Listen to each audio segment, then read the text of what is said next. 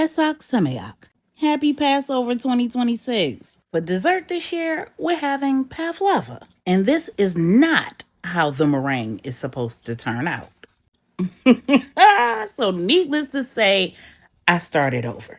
For this recipe, you'll need 4 large egg whites, room temperature, kosher salt, a cup of superfine sugar, a teaspoon of cornstarch, 2 teaspoons of white wine vinegar or white wine if you don't have vinegar, a teaspoon of pure vanilla extract, 2 cups of kosher whipped cream, 2 cups of mixed berries such as raspberries, blueberries, strawberries, and blackberries. I opted for strawberries and blueberries only. So in your mixer, you want to go ahead and crack those eggs, separating the yolk from the white. And then you want to beat those egg whites with a pinch of salt on high until they become foamy. Once they are completely foamy, you want to go ahead and start to slowly add your extra fine sugar. This is not confectioner's sugar. This is what's also called baker's sugar.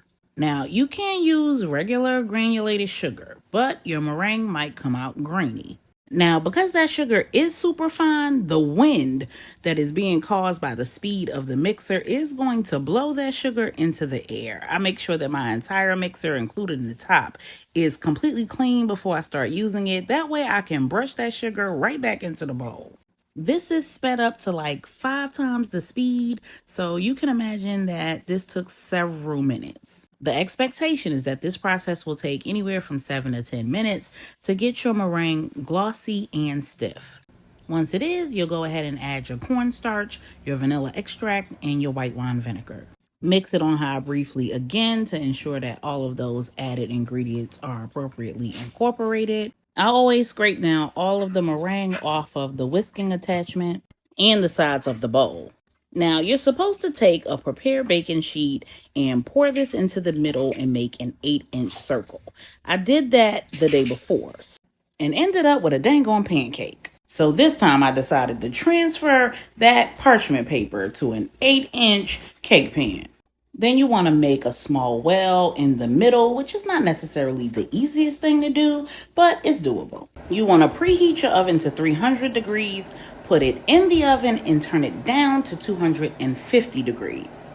And bake it for an hour and about 5 minutes. Turn the heat off, leave the oven closed, and let it sit for 2 hours. You want to wash and completely dry your fruit. I like to keep a few of my strawberries whole for garnishing, slice a few, and then chop a few.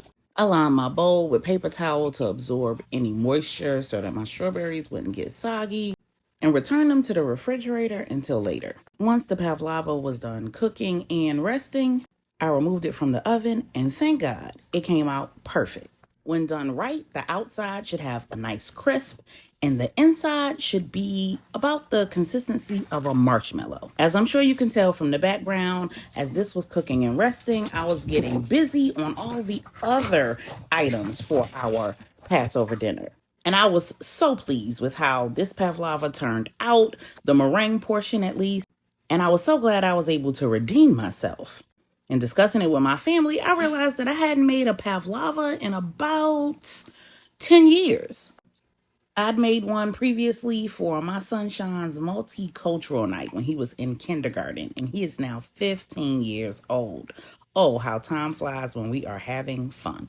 Here's a sneak peek of how that braised lamb shank is coming, and as soon as that video is up, I will link to it. Now back to this pavlova. What you want to do with your kosher whipped cream is pile it in the middle where you made that well, and then put some around the edges for garnishment. Then you will arrange your mixed berries on top of that whipped cream, both in the center and around the meringue. Now, pavlova is obviously not an African dish, a Middle Eastern dish, or even a traditional Jewish dish, if you will. It was actually created in the 1920s to honor Russian ballerina Anna Pavlova during her tours to Australia and New Zealand. Now, both nations passionately claim the invention of the pavlova.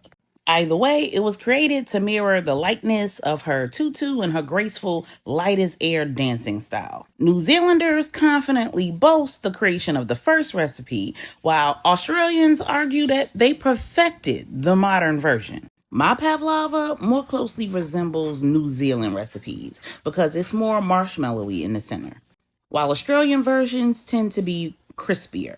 Also, Australian pavlova often includes kiwi and not just mixed berries. In the past, I've kind of combined the two because I love a good kiwi. I chose this dessert though for Passover dinner, not for its origins, but because it met the requirements of having a dessert that was leaven free. And since this year's menu includes a lot more items than typical, and those items are a lot heavier, I figured that this light, airy dessert would be perfect. Now, if you're interested in this recipe in a shorter version without all the commentary, have no worries. When you're ready to recreate this pavlova for yourself, just hop on over to the short or reel. A full playlist of this year's Passover meal will be created on my YT that will include my family enjoying Passover, as well as all of the short and long form videos for each dish. Happy Passover. Ta-ta for now.